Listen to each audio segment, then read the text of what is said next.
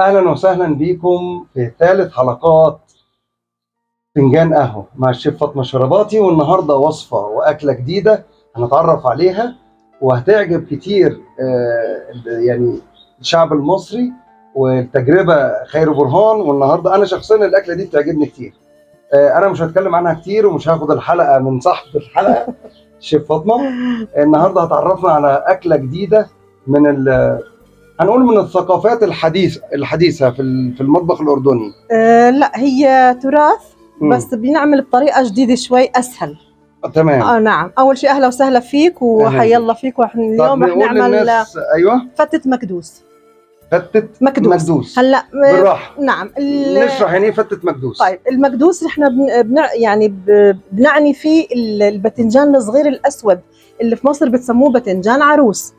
فنحن بنجيبه وبنحفره وبنحشيه لحمه مطبوخه وبنقليه، وبعد ما بنقليه بنحط الاشياء اللي انت شايفها. انا عندي صوص بندوره، يعني شبه قلايه البندوره. اللي بيعرف قلايه البندوره او التسبيكه تاعت الطبخ، يعني توم وبصل مقلى، طماطم. نعم، طماطم. وفلفل الوان او فلفل رومي، هاي كلها الكل بيعرفها. فانا اختصارا للوقت عملت هالصوص هذا.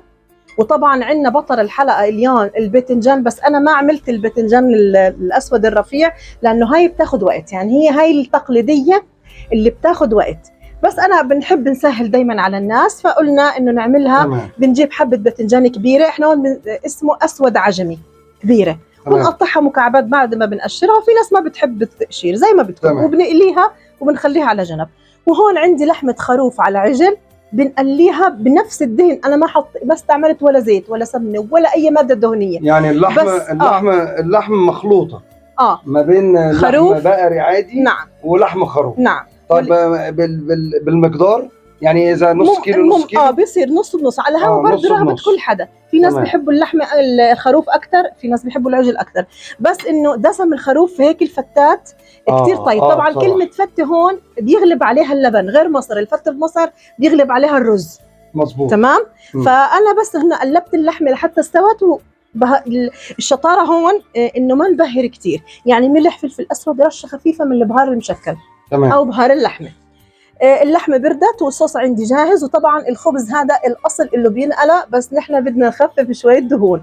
انتم حابين تقلوه بالزيت ما في اي مشكله، قلوه، بس نحن حمصناه. واضح انه محمص. نعم، واضح انه حتى التقطيع بتاع الخبز مختلف كتير يعني. بنجيب الخبز اللبناني وبنلفه زي الرول وبنقطعه بالسكين فبيطلع بالشكل هذا. الخبز اللبناني اللي هو الخبز الشامي. الشامي اللي في مصر. اللي في مصر بيقولوا عليه عيش شامي. لما بتفرد بتكون مثل العصايه بتضلها زي الرول. تمام. وعندي مكعبات الباذنجان، انا ما قطعتها كتير صغير لانها بتذوب. الباذنجان بطبيعته كتير ناعم وبيكش. تمام. طيب هلا ايش اللي ناقص؟ انه بدنا نجمع هالاكله الطيبه. تمام. عفوا، نعد مكونات الاكله من جديد بالترتيب بقى. نعم، على الترتيب. الاساس الباذنجان. تمام. والصوص الاحمر اللي هو صوص الطماطم او القوطه. نعم، المطبوخ. ايوه. نعم. واللحمه المفرومه برضو المطبوخه. تمام. وعندي طبعا شويه صنوبر ولوز مقليين عشان برضو يعني حسب المتوفر. تمام. وعندي هذا بالنسبه للمكونات. هلا بالنسبه للصوص اللبن او اخوتنا بسوريا بسموها البدوه. البدوه عباره عن لبن زبادي. تمام. راح احط على طول واحكي لكم باقي المكونات. راح اخذ نص العلبه. تمام. لانه انا الكميه اللي عندي هيك بعيني. العلبه دي وزنها قد ايه؟ هاي كيلو، بس انا راح اخذ نص كيلو. تمام. هاخذ النص كيلو. نعم، هاخذ النص كيلو من اللبن. تمام هيك. هيو. تمام. انا بساعدك. هيك. وعندي راح اخذ ربع كوب طحينه او طحينيه. تمام. ايوه. وراح اخذ عصير الليمون. طبعا ما ننسى الملح، يعني الرشه قيمه نص معلقه او على حسب الطلب يعني. نعم، حسب التذوق. في ناس بيحبوا يحطوا توم بودره، توم ني فريش. انا ما راح احط لانه ما شاء الله هي فيها توم وفي يعني لك دي كده عشان خاطر انت ما في مشكله. هاي يعني البدوه بنحط لها تومه، بس انا عشان عندي بالبيت عندي طعم التومه مش كتير الشباب يعني بيحبوها قويه، فانا اكتفيت بالتومه اللي موجوده بصوص البندوره. تمام. اما ان انتوا حابين تحطوا تومه في قلب البدوه او الصوص اللبن حطوا، ما في اي مشكله. بنحرك ينعم الزبادي معانا. اي نوع زبادي يعني.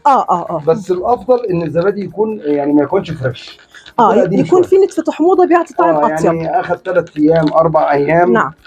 تمام. وطبعا لازم ندوق، فحندوق بطرف الاسباتولا هاي. تمام تمام تمام تمام تمام، سبحان الله. طيب نيجي هون عاد نجيب الصحن اللي بدنا نطبق فيه الأكلة. اوكي طيب، أول إشي الأكلة هاي تتاكل بسرعة عشان الخبز ما يتشتش ويطرى. أنا ما راح أكتر خبز، أنا بحب الخبز أكتر على الوجه. صح، بيدي شكل برضه مع الصنوبر أو اللوز. نعم. على حسب. أنا هون حفظت شوية خبز. وبعدين شوية صوص، هي طبقات. تمام. هاي بسم الله الرحمن الرحيم.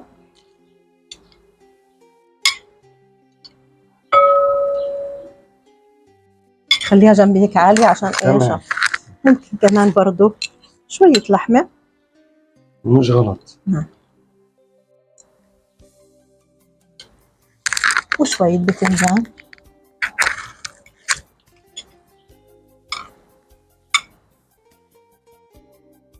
طبعا هو الرص او الترتيب مش يعني على حسب برضو، يعني مش الزامي يعني حسب يعني انت حسب ايش حابب تحط يعني ممكن ست البيت او اي شخص بيطبخ سواء شباب او ربات منازل يعني براحتهم يعني في الترتيب. اكيد يعني. اكيد.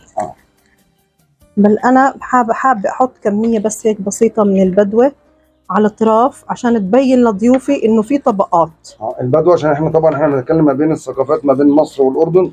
اللي هي الزبادي على الطحينه على وعلى فكره هذا المصطلح سوري. هذا تمام. يعني اخوتنا بسوريا بيحكوا البدوه. برجع مره ثانيه بس باخذ شويه خبز. خلص لازم نكسر الخبز مش شرط يعني عشان يبقى اللي بسيط تحت يعني عشان عشان ايوه تمام. برجع بحط لحمه. دي كده حضرتك تورته. طبعا.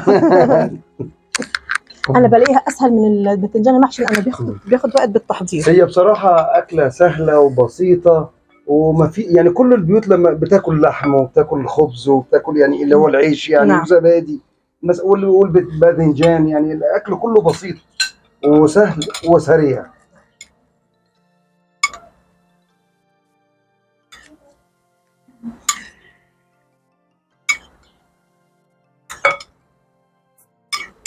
حط كل الصوص صراحه لانه طيب زاكي ومرغوب. هاي خلصنا هذا الصوص. نرجع نحط كمان رشه لحمه. شايفي معلقه يعني احنا ما بنكتر. ونرجع نحط. طيب الكميه اللي موجوده دي معلش برضو انا عايز اضيف تاتش بتاعي. نعم. الكميه اللي موجوده دي كميه تكفي كم شخص؟ يعني قد ايه لحمه حضرتك عاملاها دلوقتي؟ هدول يعني 250 جرام. ربع كيلو لحمه؟ يس. ربع كيلو الصنفين على بعض ربع كيلو؟ هدول هيك مجموعين على بعض. 250 جرام. تمام. لانه احنا ما يعني احنا بس دي كده ممكن تاكل اكتر من شخص. طبعا احنا ما بدنا طعم اللحمه يطغي على الباذنجان او اللبن، يعني احنا يعني بالعين هيك بنحط الطبقات اللي تكون متناسقه ومتناسبه. تمام. طيب انا هون حستبعد هذه. ايوه انا مسكها ماشي. انا عندي الطبقه هنا. خلاص هون عاد اخر طبقه من الباذنجان حطيتها انا. تمام. وتكسى بالبدوه. انا ما راح اغطي، راح اخليها هيك عشان برضو تبين بالتصوير. تمام. هخليها هيك مش غلط زي ما هي هيك. الناس طبعا في البيوت يعني تقدر تفرد الزبادي اللي هو المخلوط ده. لا انتوا بتعرفوا عاد نظام التصوير. بس عشان التصوير بيبقى يعني بدنا نبين انه في شيء يطلع شيء جمالي شوي. نعم. طبعا في الاصل بيكون في قدحه سمنه، بس احنا بنحاول نبعد عن الدسم شوي. تمام. في الاصل بعد ما نحط هذا كله في قدحه سمنه بتيجي على الوجه. تمام. حتى بتيجي مع اللوز والصنوبر. تمام. بس انا خلص انا اكتفيت ان انا قليت اللوز والصنوبر ممتاز.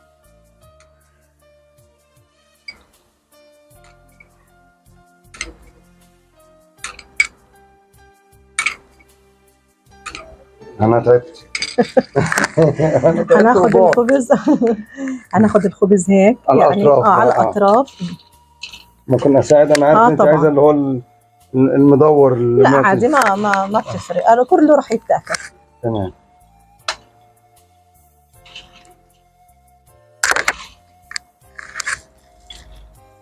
هيك فتة البتنجان صارت ايش؟ جاهزة. بس ضايل رشة بقدونس وعرق نعنع عشان هيك يعني العين هي اللي بتاكل بالاول. مظبوط. هنحط ورقة النعنع هيك بالنص، الله الله. وناخد رشة البقدونس برضو، بس ما بنكتر يعني، اشي يعني هيك رشات تاتشات بسيطة يعني. خفيفة. نعم، عشان ما نغطي على جمال الصحن. طبعا في وكده. ناس بيحبوا يحطوا هيك نقاط من الصوص، بس انا لا، انا بحب انه تكون هيك، لانه اوريدي الصوص مبين حضرتك تحت. يعني حضرتك تروح للكاميرا. لا لازم طبعا. تروح للكاميرا كده، يعني ايه، تقربي شوية اوكي. عشان انا بنسجل بكاميرتين، فتقربي ويشوفوا. بتمنى انكم تكونوا شايفين الطبقات، المنظر خرافي بصراحة. شايفين؟ يا رب تجربوها وتعجبكم. كده تمام. تمام. خلاص. نعم. طيب. احبابنا واعزائنا في كل البلدان، بنشكركم على الحلقه النهارده سريعه. نعم. واتمنى تكون لطيفه على قلوبكم، والاكل ان شاء الله جميل. وبعد التصوير الاكل ده معروف رايح فين. واتفضلي حضرتك، يعني حي مشاهدينا. احنا اول شيء بتشكركم انكم تابعتونا ويعني حضرتوا الحلقه للاخير. بتمنى تجربوا فتة المكدوس، هو مكدوس مقدوس فتة بتنجان، يعني سموها مثل ما بدكم. في اشياء مشتركه كثير بيننا وبينكم، يعني هاي لو تقدروا تسموها مسقعه باللحمه المفرومه، بس انه حطينا عليها لبن زبادي او زبادي، فهي الثقافات قريبه من بعضها، فجربوها ويا رب تعجبكم. واكيد في ناس كثير بيعرفوا الوصفه هاي، واهلا وسهلا فيكم. مع السلامه.